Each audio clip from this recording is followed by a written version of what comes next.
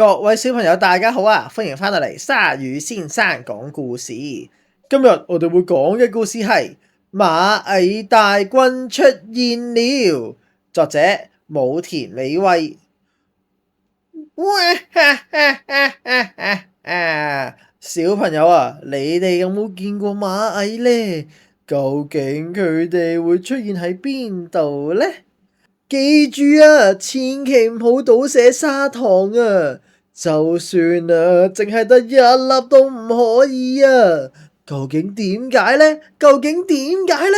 因為啊，喺唔知啲咩地方有一班螞蟻大軍就會走出嚟啦！佢哋一隻跟住一隻，一隻跟住一隻。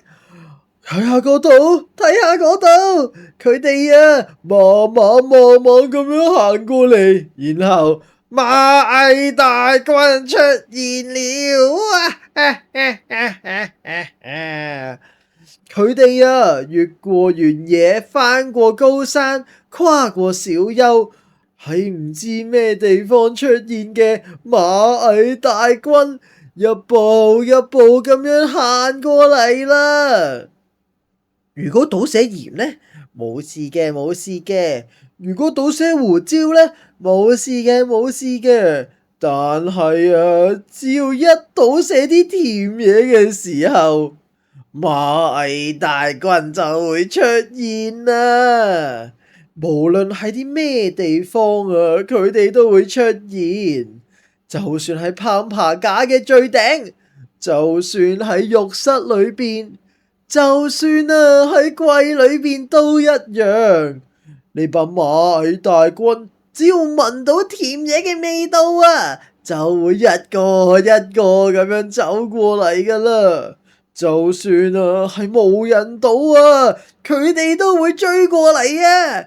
睇下小朋友，哎呀，我架船沉咗啊！救命啊！好彩我有一包砂糖啫。哎呀！然後呢，螞蟻大軍就衝過嚟啦。今次啊，小朋友跑，佢呢着住一件太空人衫，戴起個頭盔，攞住個點心袋，就跑咗落去火箭裏邊，然後3、2、1發射。小朋友就話啦：喂，呢度係宇宙太空人健太，而家順利咁樣進行月球任務啊！接下落嚟呢，就係茶點時間，係時候休息下啦。報告完畢，收到。噔，哇，係我最中意食嘅點心啊！哎呀，佢嗰塊甜甜嘅餅乾，有一粒餅乾碎跌咗落嚟啊！你估下會發生啲咩事？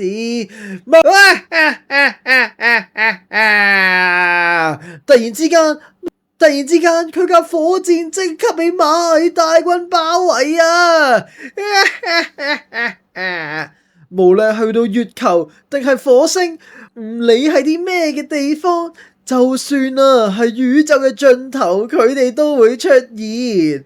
螞蟻大軍出現啊！然後呢，佢哋啊將啲砂糖一掃而空，全部攞晒，擺喺佢哋嘅頭頂上。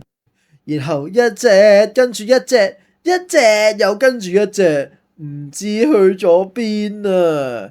佢哋呢，為咗搵新嘅嘢食就離開啦。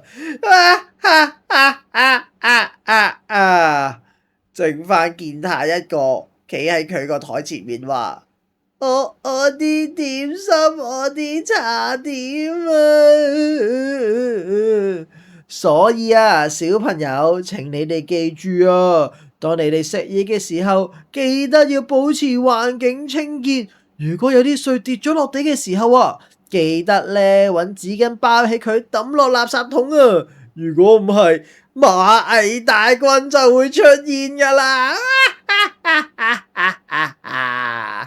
今日嘅故事就講到呢度啦。如果你都中意呢個故事嘅話，記得俾個 like 我，然後訂閱我哋鯊魚先生講故事。我哋下次再見啦，拜拜。